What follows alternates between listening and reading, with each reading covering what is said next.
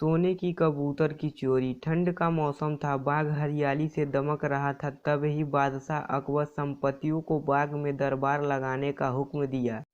हुक्म की तालीम हुई और पूरा दरबार अकबर और बीरबल बाग में बैठे। अकबर के आदेश पर बीरबल सभा में न्याय का कार्य देख रहा था।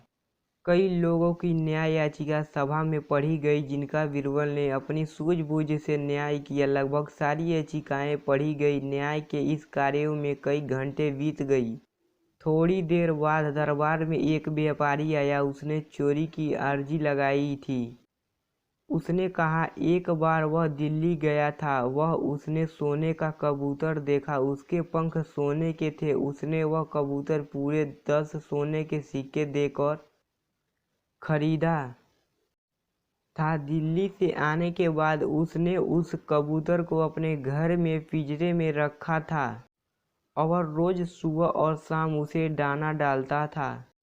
रात्रि को उसने दाना डाला था, लेकिन अगले दिन उसने बाहर जाना था, इसलिए यह कार्य घर के नौकर को सौंप दिया। जब वह वापस आया तो कबूतर पिंजरे में नहीं था। अब उसके नौकरों पर शक है कि उन्होंने मेरे कबूतर को मार दिया, पर उसके पास कोई सबूत नहीं है। व्यापारी के शक के आधार पर घर के नौकरों के दरबार में लाया गया। उसने कई सवाल पूछे, पर किसी ने कोई उत्तर नहीं दिया। समझना मुश्किल था कि कबूतर को किसने गायब किया।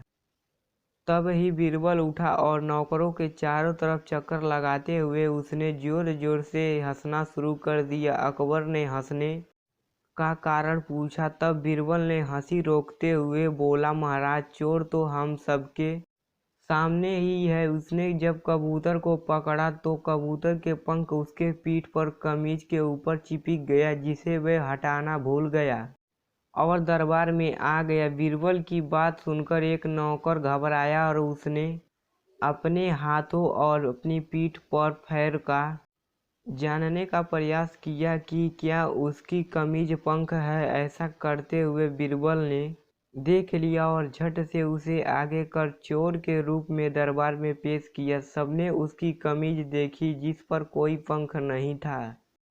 तब बीरबल ने कहा, उसने चोर को पकड़ने के लिए झूठ कहा था। उसे पता था जिसने चोरी की है वे जरूर अपनी पीठ की तरफ अपने हाथ बढ़ाएगा और अन्य नौकर सहजता से दरबार में खड़े रहेंगे। और वही हुआ। इस तरफ बीरबल ने सोने के कबूतर की चोरी का न्याय किया, जिसके देखकर फिर से अकबर ने बीरबल की तारीफ की और सभी दरबारियों का चेहरा उतर गया। तो मित्रों, अगर ये आप सभी को वीडियो पसंद आएगा तो वीडियो को लाइक कर दीजिए और चैनल पर पहली बार आए तो चैनल को सब्सक्राइब कर लीजिएगा। तो चलिए आज की इस वीडियो में बस इतना ही। मिलता है किसी अगले वीडियो के साथ। तब तक के लिए जय हिंद, वंदे मातरम।